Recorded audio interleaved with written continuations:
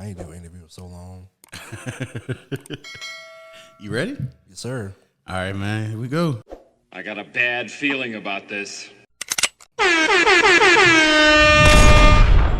What's going on, everybody, man? This is the Crew 804, man. We are back with another one, man. And I got a special guest, man. He out here killing it on Instagram. He out here with all the followers, all the views, like in the comedy. Comedy is funny. We got TJ King, man. Welcome. Thank you for having me, man.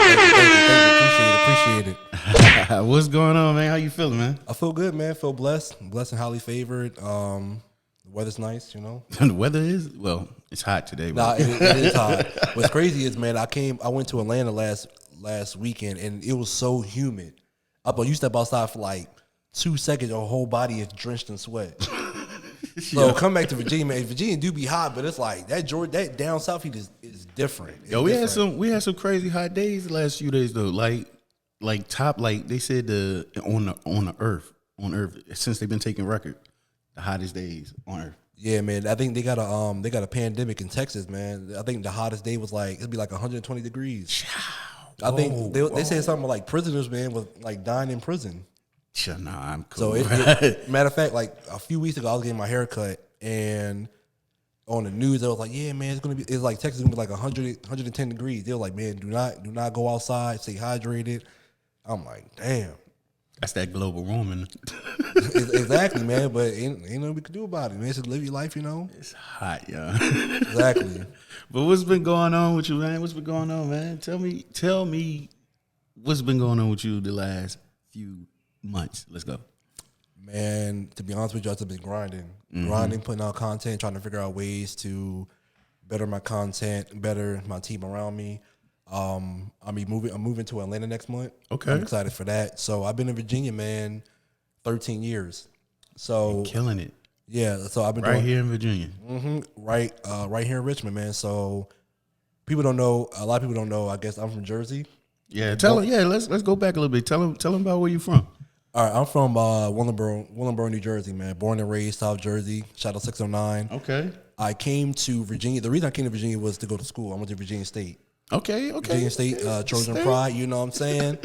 I went to Virginia State, and I majored in business. Majored in business, and then I was on a 5-year plan. So Okay. I did. So when I came to freshman year, I was heavily into music. Right. And then I did a marching band. So I was part of the Trojan Explosion, and that was my main focus. But I did so bad in my academics, I had to take a year off. Right. I was on academic probation. So went home for a year, did community college. So I begged my parents, like, man, please let me go back. I can't go out like that. Let me get another chance. Right. So I proved to them, I was like, all right, cool. So I came back to Virginia, man, graduated, and I've been here ever since. It just made sense. I already had a job lined up in corporate America. So it just made sense for me to stay here. But the reason I want to move to Atlanta is for more opportunity. Right. So Virginia's cool, man. I made great friends. I got plenty of family in Virginia.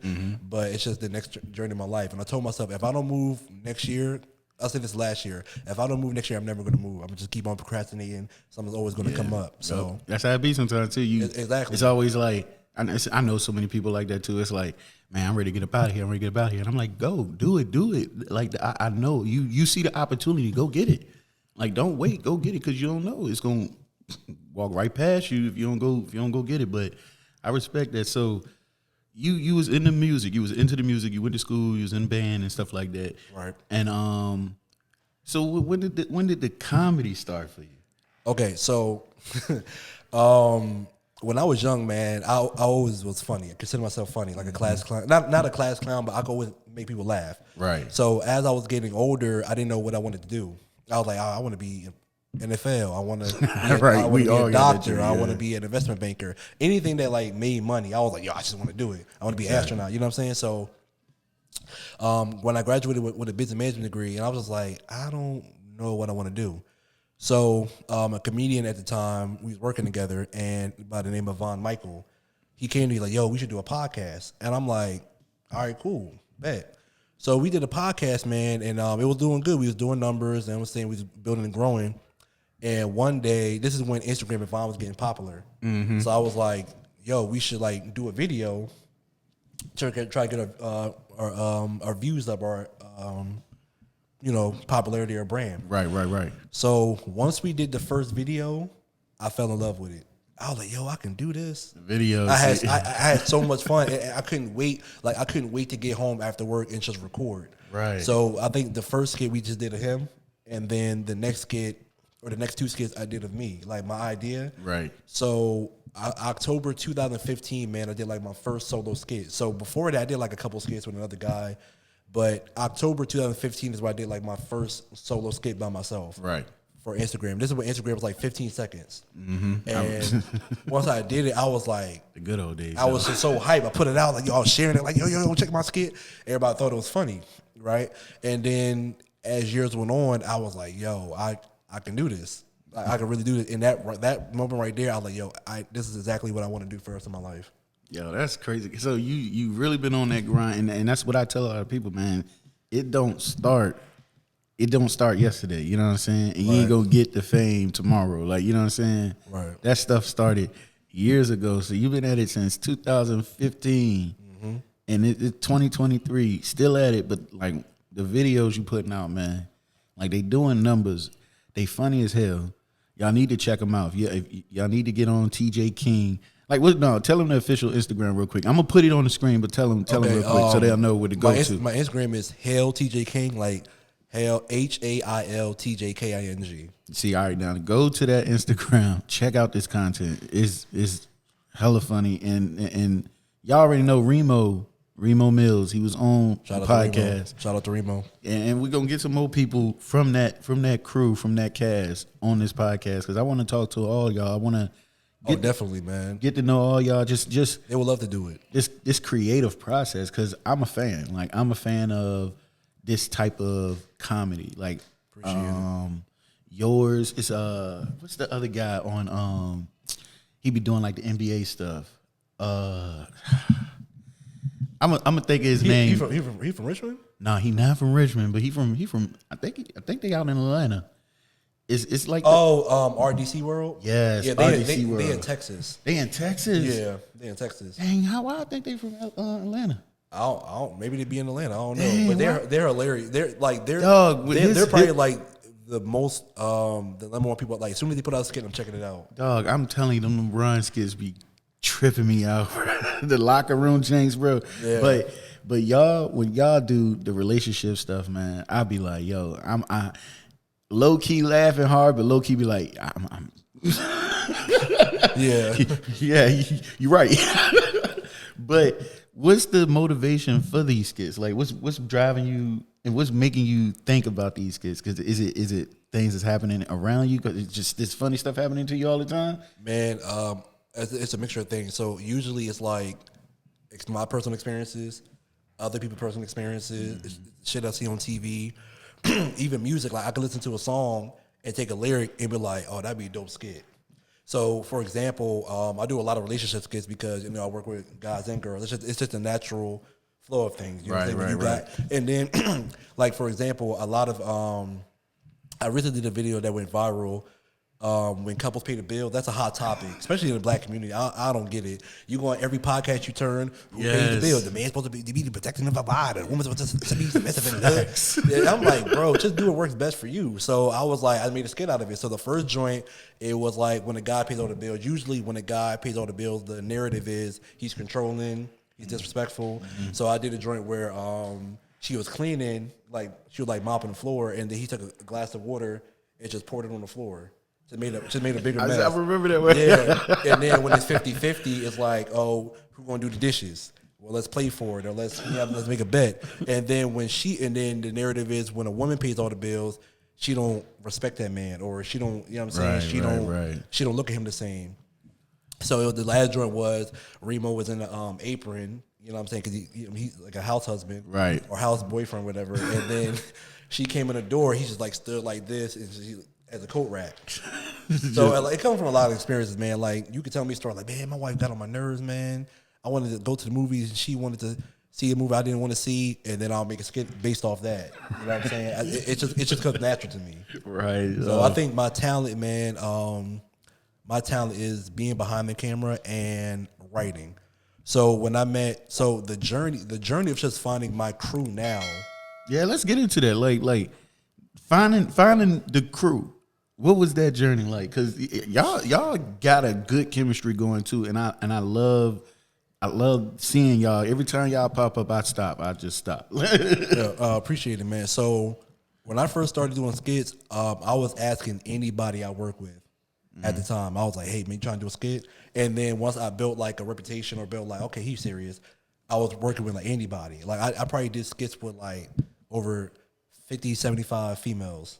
And then like maybe 15, 20 guys. Right. If I could really sit down and count. So You've been doing it for a minute though, so Yeah. I see why the numbers added up. Yeah. so I was just asking people, man, like I'd be at work on the IM, like, hey, He said, "I'm at work." yeah, like, yo, you want to do a skit? We got a skit. We got a And skit. I was cool with everybody. So I was like, all right, cool. So so I'm gonna go down each individual member. So B to Nil, she's a light skinned short one. Okay. Yeah. We used to work together. So she's naturally funny, you know what I'm saying? So we have kind of like the same personality. We started doing skits and we immediately had chemistry. So I was like, oh man, let me, you know what I'm saying, keep her around. Keep her on the roster. Ashanti, PS Love Ashanti, I DM'd her. My homeboy put me on to her, like, yo, I know she just acting or something like that. So I was like, all right, cool. I reached out to her, DM, hey, my name's TJ, I do skits, would you be interested? She was like, yeah. And then once we started doing skits together, then she was like, oh, okay, he's serious. So all right, so you DMing them and everything, right? You trying to get, I know you said one of them you work with, the other one you DM, so you was DMing some of them you work with. I know some of the ones you work with, they probably seen your work, they know what you do. The ones who didn't see your work, didn't know what you, when you was giving it to them, what was they saying? Like, this is, I think I can get on board with this. Like, let me give it a shot. Yeah, well, the thing is, I already had skits out, so when I reached out to them, they can just go to my page, and be like, okay, he's serious. 'Cause you know, some dudes, man, they be trying to get on. Like, it's crazy. Like, I got a homegirl in California who like modeling and acting and dancing and stuff like that, and dudes be thirsty, Yeah, like so thirsty, man. Like, she trying to work, and he like, man, I do it for free to take me on a date. I mean, if I take you on a date, it's like, god damn. So anyway. So when I was reaching out to them, they already seen the work on the page. Right. It was just I'm down or I'm not down. So when it came to that became Ashanti. When it came to Mina, tall light skin, I met her through a guy I knew at the time. I was working with at the time, and then I was like, yeah, she's dope. So I reached out to her for a photo shoot because she's a model. I reached out to her for a photo shoot, knocked the photo shoot out, and then as time went on, I was like, yo, would you be interested in doing skits? She was like, yeah. You know, she's an actress. So I was like, all right, cool. And then once we worked, it's just blended from there. Shout out to Adrian, skinny guy. right. I met him. I seen him do stand-up.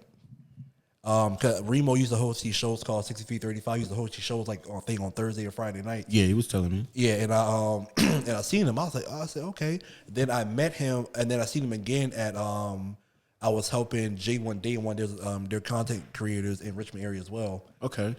I seen him on there. I said I could work with him.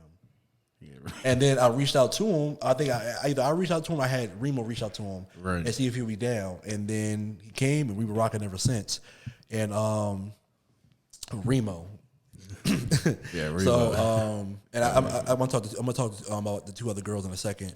But Remo, I met Remo. I did the reenaction of House Party. You ever saw House Party? Yeah. You remember the dance scene? Yeah, the crisscross. Yeah. Ain't my type of hype joint. Yeah. So I recreated that skit, and then I was asking for extras, and he came. Right. Never met him. Never seen him before. So you know what I'm saying. We just chopping it up, and then once I shot the skit, I ain't talked to him. So then I put out on Instagram like, yo, looking for people to collab, to create. He reached out to me. He was like, yo, bro, like, I'm in the Richmond area. Let's work. And you a Vikings fan? Cause Minnesota Vikings. I'm a diehard Vikings. We both diehard Vikings fans. So I was like, all right, bet. And then once we start working together, we start working December of 2019, and then we were rocking ever since. Yo, y'all been killing it too. And then the other two girls, shout out to Janae, she lives in the 7-5, and shout out to Shannon, she's in California. I also met them through the same person I met Mina with. And then when it came to Shannon, I was like, yo, she's dope. You know what I'm saying? She's pretty. She can dance. She's talented. Right. I said I could work with her. And then over the years, we just established a connection. We built a bond outside of the skits. Right. Like, I consider them my family. Like, anything they need, I got them. We hang out all the time. We meet every single Sunday. Right. We knock the skits out. Might get something to eat. Go on vacation. Get some food. Y'all Anybody build got a little crew. Yeah, we got. It's like a real bond connection. You know what I'm saying? And I see it when I'm like I said, I follow you on Instagram. I see y'all interactions and stuff, and I'm like, man, they built a team and they became so close. I thought y'all grew up together type shit. Like, you know what I'm saying? I was like, yo, they had to have grown up together. Like they rock the way they rock and the way they moving. And I made a post the other day. I seen 5 friends come up and make some money together. You feel what I'm saying? Yeah. And I'm like, that's what I see y'all doing. I see that same thing in y'all, and I'm like, yo, I respect that. So that's why I follow y'all. That's why I keep up. That's why I wanted to get to know y'all. You know what I'm saying? Right. But let's get back into the journey a little bit more. So you pushing along. What's driving you right now to head to Atlanta? What's gonna be the opportunity that you see out there? Other content creators, like more opportunity to get on studios, to get on film. They don't have that in Richmond, right? And people keep telling me, man, I got homegirls who moved out there, people who moved out there, and they immediately start seeing success or like better results. Mm-hmm. Meaning like, and then another thing, I will feel more challenged. Meaning like, because right now, me and my crew, we the only ones who really do sketch comedy out here. I don't know anybody else like that. So going to Atlanta where there's other big creators I can collab with, pick their brain, I can maybe teach them something, and it's just more opportunity. So that's really my focus on moving to Atlanta. So when like I would say maybe 2-3 years into my skits, I want to go to California, and I got my brother stay out there. I got friends stay out there, and as time went on, I was like, you know, California kind of expensive. Yo, you know what I'm saying? You ever been out there? Look for a vacation. Yeah, I don't know. I can't. Yeah, you been in California, right? No, I've been to Vegas, but my people's been out there, and when I say they say it's expensive, I'm like, yeah, I believe you. I don't even want to be out there for real. For real. Another thing with California is, man, to me, just from my experience, is especially LA, it's like a fake vibe. You know what I'm saying? It's like a whole different energy out there. Whereas like you go out there, it's like I'll get to that in a second. But it's like a whole different energy out there. I mean, people be so fake. Mm-hmm. You know what I'm saying? And then on top of that, it's expensive. You talking about gas like $6 a gallon. Then you talking about a studio apartment's like $2,500 a month. It's expensive, bro. Like it'll make you cry. Like so. Like how they make it in exactly. I wanted it every day. It's not like everywhere is Beverly Hills. It's like you can go to the hood and pay $3,000 for a studio apartment. You know what I'm saying? So when I went out there, so my first time going to Cali was to see my brother. Right. My brother's stayed like an hour away from LA, and then I went out there a few times. I went out there twice, directly to LA just for filming, wasting my time. Are you serious? So the first time I went, it was me, Remo, and another girl. And the purpose to go out there was to collab with different creators and meet them and stuff like that. So you hit him up. You ever watch Martin? Yeah. Remember the episode where he went on the Varnell Hill show? Yeah. He was like, man, you ever gonna be in LA soon? Yeah. No, he was like, nah. Damn. If you was in LA, you'd be on the show. It's just like that. And then so you get out there, and then you DM me like, yo, man, this is my name TJ, man. We're trying to collab. Oh yeah, man, come on, wait, you come to LA. I'll be in there next week. All right. You go out there. Yo, I'm in town. Who this? Ain't nobody got time for that. And it's like, what? Or you get left on red. I'm like, bro, it's not like I'm driving an hour out my way. It's across the country. It's a hike, bro. You talk about like $1,000, $1,500. I'm like, yo, like, so I was like, nah. We did that twice, man. It's just been a waste of time. It wasn't that bad because I still got to hang with my brother and see my friends and still have a vacation. But I was like, nah, bro. LA is so fake. And then New York, I don't want to be up north no more. Like, it's cold, expensive. You think California expensive. New York is like just as bad, and it's cold. Yo, it's cold. Yeah, man. And then another option was Texas, but I was like, I really don't know nobody in Texas like that. and Atlanta just seems I got family there, Right. friends there. It just made more sense of a move. So And it's not that far. Like you know what I'm saying? yeah, it's like an hour and a half plane ride. So Virginia. So if your crew can always come and create and be down with the cause too. So I like the move. I like the what's going on, guys. So right at this point, the camera had cut out. So I'm gonna cut it back to where we restarted. And then it cut out again. So it cut out twice, guys. But look, subscribe to the channel. We just moved into the new studio, so I was having a little technical difficulties, but it's going to be played all the way through audio. So follow us on Apple and Spotify and subscribe to the channel right now, guys. Thanks for watching the show. All right. So you was left on red in Atlanta. Let's start right there. Yeah. No, it's Cali. Oh, no, yeah, in Cali, Cali. So you was left on red in Cali. So let me explain.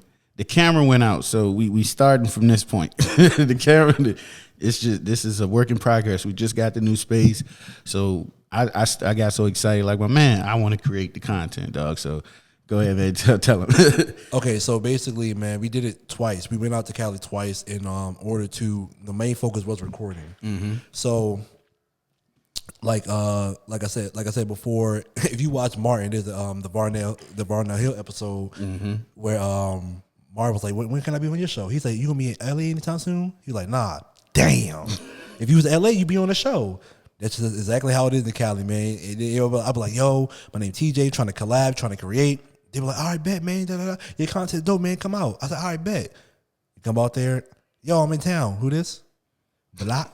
That's on red. I'm like, damn, it's really like this out here. I just couldn't imagine me moving out. And like I said, man, I spent $1,000, $1,500 to move out. I mean, not to move out there, to go out there. To get out there, yeah. I'm over here renting equipment, bringing my camera. You know, you ever carry luggage on a plane? It's expensive. Man, like, no, I remember the both time I got 2 bags, 2 carry-ons. That shit like $70. I'm like, it was literally a waste of my time. And some money. And money. Waste of time and money. It's all like, man, I'm not going out there to record unless I got something in writing or somebody's paying me to do something. Other than that, it's just a waste of my time. But ultimately, the decision to move to Atlanta, when I go out there, I just felt welcomed.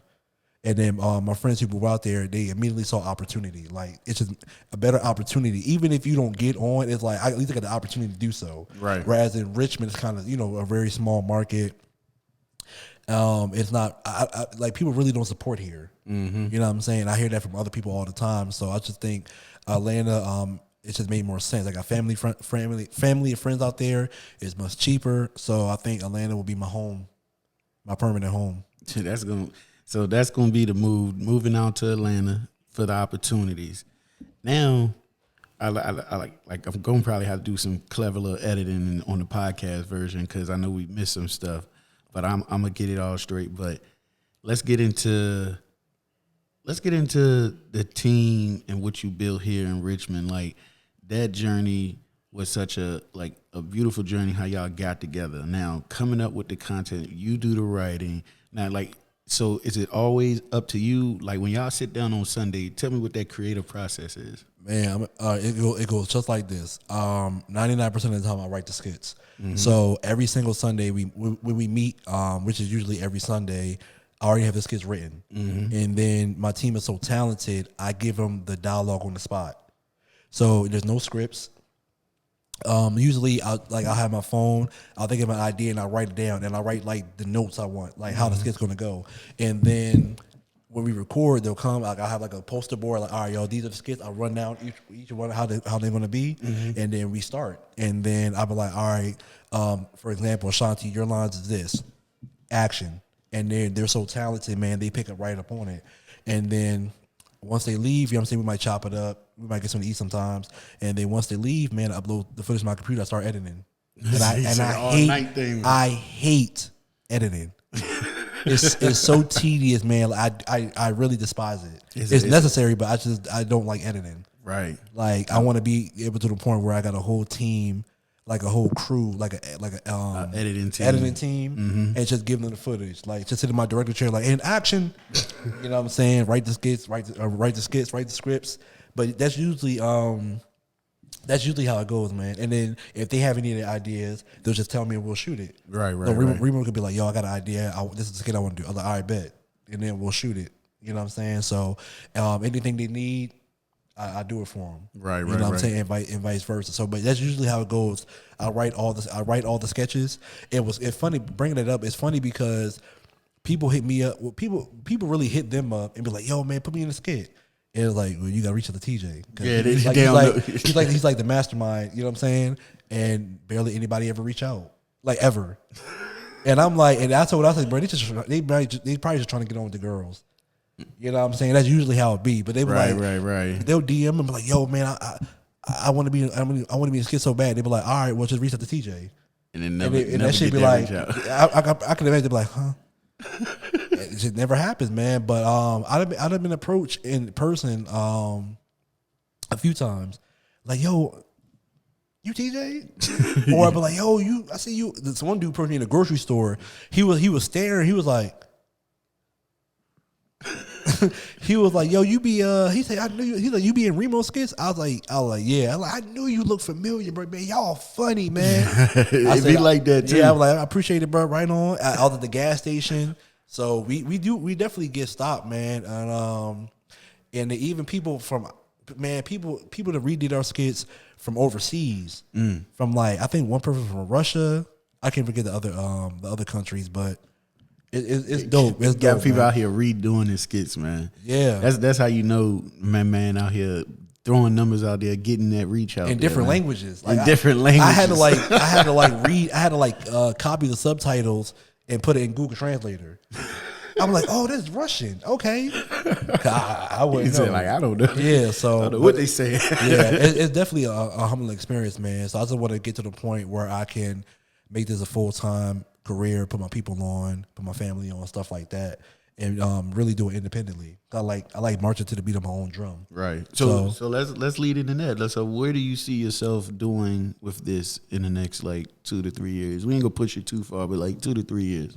Your growth, where you see you growing. I would like to collab with other creators, other bigger creators, and just pick their brain. Like, yo, what are some good ways to monetize or better ways to network, and then have a team where I was like, all right, I got at least like my main goal is to have my own production company, but be independently. You know what I'm saying? And give other people a chance to create, do everything like small market. Right. So basically like you know how like Tubi, like we make fun of Tubi, but Tubi's like a really platform where, you know, any creator can showcase their talent. Right. I kind of want to do the same thing. Yeah, I mean, Tubi, true, for real. People making fun of it. It got some crazy content on Tubi. It do though. It got some bad ones, but it got some good content. And I can never really hate on, like, I make fun of it like, bro, this shit bad. But I don't anymore. Like, being a creator, I can't make fun of other people's processes, man. Like, I was making fun of Tyler Perry with the wig thing and all that stuff. I was, because he got a lot more money. Yeah, but it's crazy. But I understand the process. At the time, you know, he just got the studio. He probably put a lot of money into that whole neighborhood, because if you ever check that place out, it's a freaking neighborhood. I haven't been. I've seen pictures. It's a neighborhood. Yeah, I never been. I'm gonna go down there and check it out, man. I think the last time we went out there, they didn't have. I don't think it was open for tours. Yeah, and the last time I went out there, I think they ain't even break ground yet. So yeah, it's definitely something, man. So that's really my main goal. But to answer your question, man, the next 2 to 3 years, I just want to collab with different creators. I just want to pick their brain.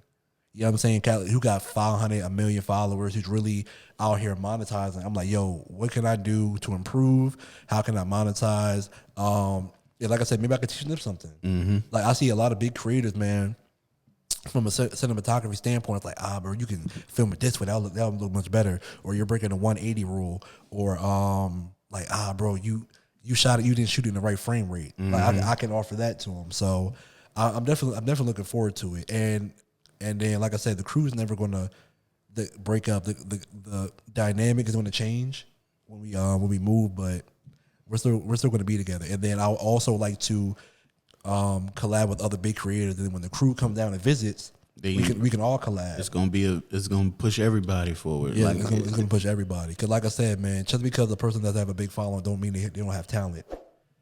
That's true. or work ethic. Like for some reason, people just gravitate towards your content more, and that's fine. But don't knock somebody. Like I will work with anybody if I see you're serious.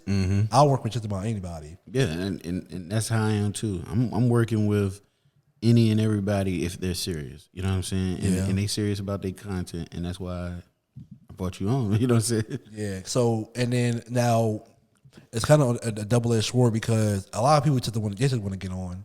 They don't really. So that's why I was like, man, I don't want to work with nobody else. But like I said, if I see you're serious, it's like I don't care if you got one follower.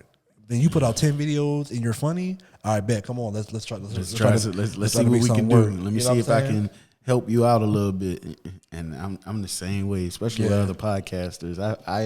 I see a lot of podcasters out here, and they doing their thing, and I'm like, stay consistent. Like I'm cheering them on. I'm like, stay consistent, keep going.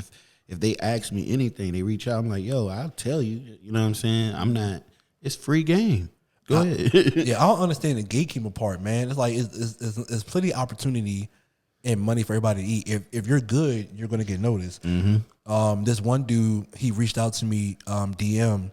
He like, yo, I want to pick your brain. I'm trying to do travel videos, trying to do like travel content. I was like, all right, bro, just give me a call. So we wound up chopping it up. Talked for like 45 minutes. Never met him. He reached out to me like back in February. He like, yo, I just want to say you got good content.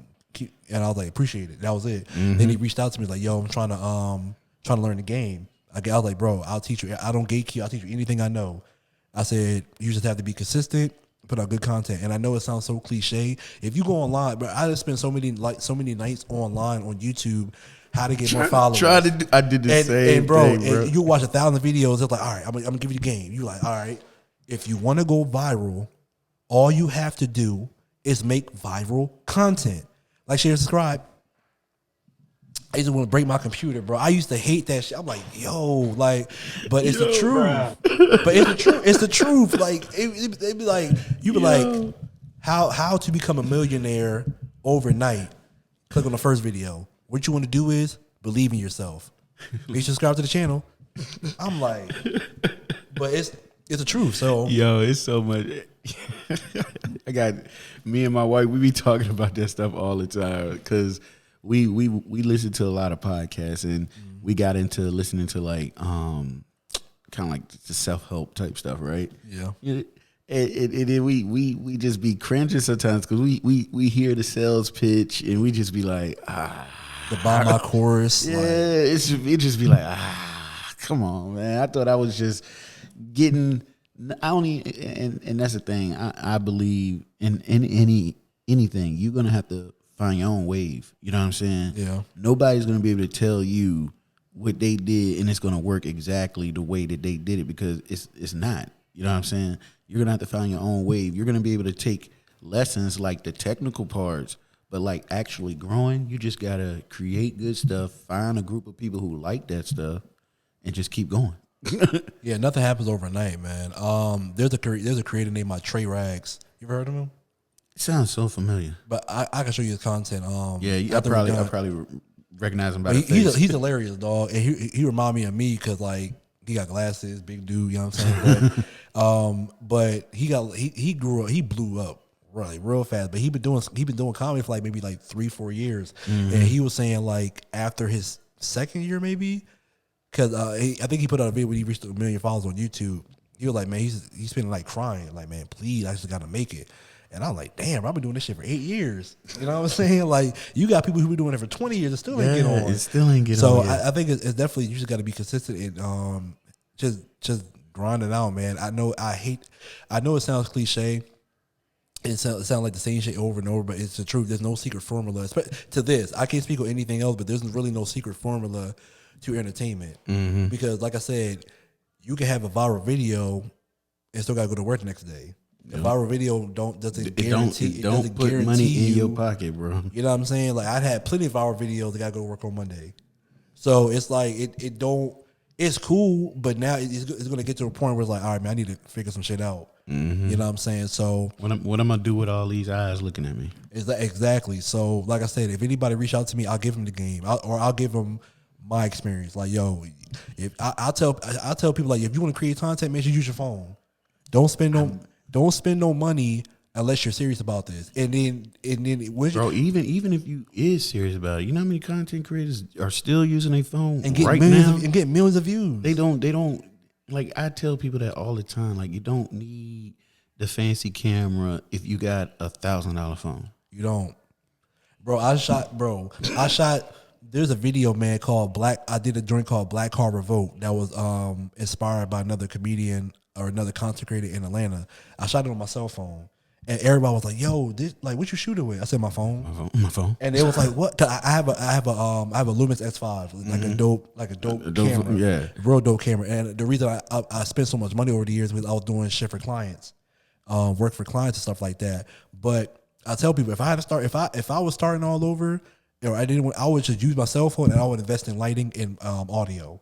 Get yourself like a nice little a nice decent mic that you can like boom with, or something you can attach to your phone, and then get your lighting straight, and then you'll be straight. Mm-hmm. But you don't have to go out there and spend, because nowadays these camera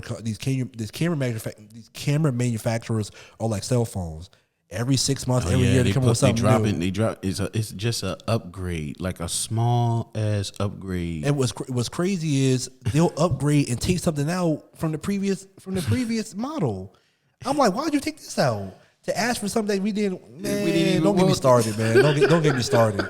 And I'll tell people, and camera's expensive, man. Like, at the time, my camera was $2,000. Mm-hmm. That's a lot. You got cameras that cost $5,000, $25,000. I mean, fuck shit. I mean, 20K. Let me tell you something, man. This is some real advice. You will feel so discouraged if you spent your life savings on camera equipment and you wasn't getting no views. That shit would make you so depressed. That would be so crazy, dog. That would be, dog. I'm talking about.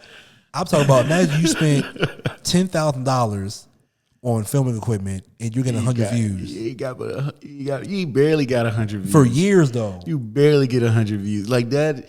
Just do it with your cell phone. I'm telling you. Even the regular iPhone, you can adjust the settings and make it look good, and you're gonna be good. You're gonna be golden. Like, early in my work, I was filming. Like, I got into like filming and stuff. Mm-hmm. I was using my cell phone too, and I was using it to film sports stuff. It was crazy. I'm this guy. I'm just filming sports stuff out at the football field on the sidelines with my cell phone. People are like, "What you doing? What you doing?" I'm like, "I don't know. I'm just filming, trying something out." Go back home, throw it all on the computer, edit it up, boom. My videos started getting hits. Everybody liking them. They loving them. Like, yo, how'd you do all that? Yo, I didn't even see you had a camera. I'm like, I did. It was my phone. And their reaction be like, what? It's your phone? I'd be like, yeah, my phone, bro. Like, you don't have to get all the fancy stuff, dog. Some of these editing stuff on the editing CapCut. Yup. CapCut. You can do all those effects, all that stuff. CapCut, dog. Now, me personally, I can't edit. My finger's too fat, dog. I can't edit on no phone. I need a computer. Like, I think I edited one video on my phone, but it's like a one take, so I can do that. Right. But anything else, you gotta squint and you gotta like, but then the hands sweaty. Like, I can't do it. I don't know how people edit on the phone. People be editing masterpieces on the phone. I can't do it. You know because I'm in the Apple universe. So you know what I do? I got we got the iPad thing going. Okay. And then, so you could get CapCut on the iPad. Okay. And then I did it on that. But then, I throw CapCut on the computer sometimes, because sometimes their effects and stuff just work. Like, you know what I'm saying? Especially for like Instagram and stuff, their effects and stuff just work. Okay. So I use it for that stuff. But my content different from yours, so I'm using it for like the captions and like that punch in, like zoom in effect and stuff like that. Yeah. So we getting nerdy with the editing stuff. Yeah, I use the computer. I used to use Final Cut forever. That's an Apple product, and then I'm not a fan of Apple. I'm like Android and Windows all day. So I wound up building my own PC, and I kind of miss Final Cut, but I want to build my own PC. As I use DaVinci. Yeah, I'm on that DaVinci too. I need a mouse, man. Need a mouse, because sometimes you got to get precise, but like you like Then the hands sweaty though. You know what I'm saying? Then you got the sweat dripping on the screen, and it's like, you ever drop one on your screen? Then the shit moving like, nah, I can't. Me personally, I can't do it. I got a stylist, but even still, then the stylist sweaty. I can't do it. I can't. Yeah. Give me my mouse. Yeah, I need a mouse. I appreciate you, man, for coming out, man, and rocking out with me. Anytime, man. And I'm always willing to, go on the podcast, talk, chop it up, share my wisdom, get wisdom. Right. You know? Definitely. And don't get it twisted. Like I'm a traveling show. So if you get to Atlanta and we link up, I'm coming. So don't leave me on red, bro. No, I don't, man. Don't leave me on red, bro. I'd have been hurt so many times, man. Listen, I would never do that. I would come out there, check you out in Atlanta when you get out there, get settled. You know what I'm saying? Yeah. And definitely, I'm gonna be watching you, man, because I got you and following you right now. Oh, go ahead, tell everybody how can they reach you and everything like that. You can reach me on Instagram. That's usually the main platform I'm on, at HailTJKing, HailTJKing. TikTok and Facebook. Actually, all my social media is the same thing. And how I came up with TJ King was because people ask me that all the time. TJ, I'm a TJ. I'm named after my dad, so I'm a junior. Okay. And then King is my mom's maiden name. So TJ King is always something I came up with, and then the Hail the King, Hail TJ King. So that's how I came up with it. But I done did so much stuff, man. I went through a midlife crisis where I changed my name. I changed my name to A-Man, cause I was like A-Man. Wait. This was in the midst of I kept starting Instagram over. So I was like, maybe it's the name. I was so desperate to figure out what it was while I wasn't getting views. And I was like, so like I said, you'd be like, yo man, like my cat died. And I'd be like, hey man, it's life. And then, so that was was your name that was my catchphrase. I went by A-Man, stupid. Like just doing shit. You know what I'm saying? But my another big accomplishment, I wrote and published a book. That's big. Self-published, man. I went to Virginia State, and I stayed in a house. When I came back to college, I stayed in a house on Doopy Road in Petersburg, and we called it the Mansion. Right. So then I just wrote about my experience living in the house. Okay. That was a real big accomplishment. So it took me like a year to write it. And what's that on? It's on Amazon. All right. So what's the name of the book again? The Mansion on Doopy. So the Mansion on Doopy, Dupuy. All right. So man, you can read that shit. You can read that shit in a day. And it's like, if you know me, and the reason it was funny because if you know me and you know how I talk, when you're reading it, you be like, oh, this is him. Like, you can tell. And then what's crazy is I came up, I did a soundtrack to the album, like a rap album, like I did like 2 years later. Yeah, nah, they ain't. They ain't know nothing. Nah, they ain't. Nah. Got a couple songs I think I did good, but they ain't. Yeah, man. So you got the book, and you said that's on Amazon. So people go get that book on Amazon. Go follow the man on Instagram and on TikTok, right? TikTok, YouTube, Facebook, everything except for Twitter. I don't be on Twitter at all. You on Thread? No, man. Like I didn't even know what it was, so I don't use Twitter at all. I have a Twitter account, but I just don't see the purpose. So everybody was talking to the Threads. I was like, "What is Threads?" How YouTube did. I was like, "Man, hell no." It's Twitter. I immediately was like, "Nope." I was like, "No, it's too." And then I heard if they delete your Threads account or you delete your Thread account, it's linked to your Instagram, so it deletes your Instagram. But when a lot of you got it, yo. Bro, a lot of you not. I'm on Instagram and everybody. I'm like, what the hell is these threads? Like, it look like the caution tape. Yeah, and I'm like, what is this? So I went to YouTube. Thread is account. It's like Twitter. Nope. I'm done. I don't even like Twitter, bro. Like, I was like, no, I'm good. It's just too many apps. Like, you know what I'm saying? It's a lot of them. So it's a ton shit of them. I ain't gonna hold you. Yeah. Oh, and then another thing I want to say to the people who's listening, man, it's okay to take a break. It's definitely okay to take a break. Social media's not going anywhere.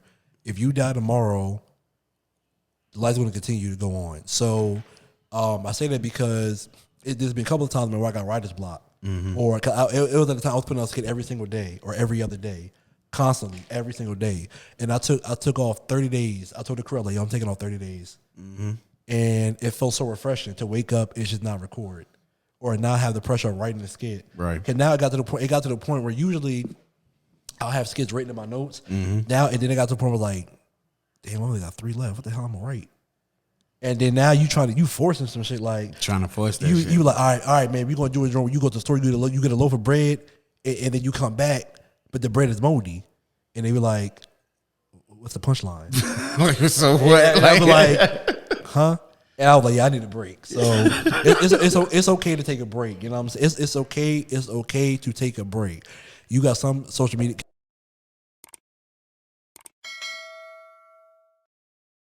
Bye, have a great time.